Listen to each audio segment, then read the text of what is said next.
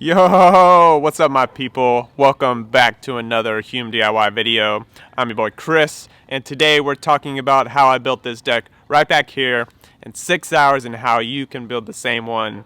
But I'm gonna jump inside because the mosquitoes are killer out here. So let's go ahead. Alright, let's just jump right into it. These are the materials that I used. For the joist, I used 2" by 6" by 16 feet wood, pressure treated wood, and I got that from Home Depot. I got all this stuff from Home Depot. For the floor, I used 5/4 inch by 6" by 16 feet, pressure treated boards once again. Then I also bought some 5/4 inch by 6" by 10 feet boards, and so those were going to fill in the gaps that I needed that the 16-footers couldn't fit in. And now I planned out the pattern that I wanted to use before I ordered the wood. So make sure you do that and make sure you order the correct amount of wood by doing all the math things and, you know, double check your math. The other stuff I bought was the deck-mate screws. The screws I used 2" deck-mate screws and 3" deck-mate screws. Now order more than you think you need on this. You can do the math as well, but I did not order enough.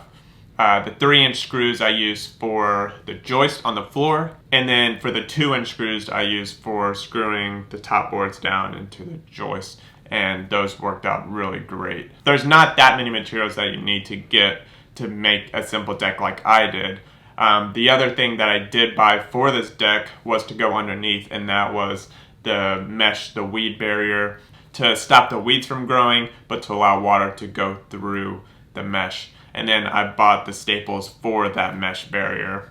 And that stuff was pretty cheap. I bought that on Amazon. And you should do the same thing if you have any grass or whatever underneath this deck. Now for the build of this, it's very, very simple. You can go and check out my longer video where I go through the whole thing. But this is a short video to show you how I did it in a short amount of time. So let me stop wasting time and get into it.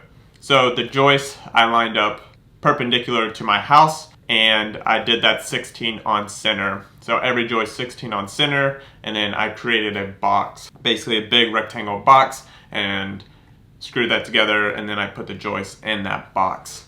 Screwed it all together, made sure it was square, and then I cut some of the joist and used those as feet. And I alternated putting feet on the joist. So I'd put 2 feet on one joist, and the next joist I put 1, next one I put 2, next one I put 1, and so on and so forth. I just found that this made it the most sturdy, and some of those joists I did not put any feet on them, but if it was loose or if it was shaking a little bit, I would put a foot on it. And so you can do the same thing. People do suggest not putting your wood on the ground and using some cement blocks. You can do that as well, but I wanted to keep it as simple as possible and use pressure treated wood so it wouldn't rot out the deck.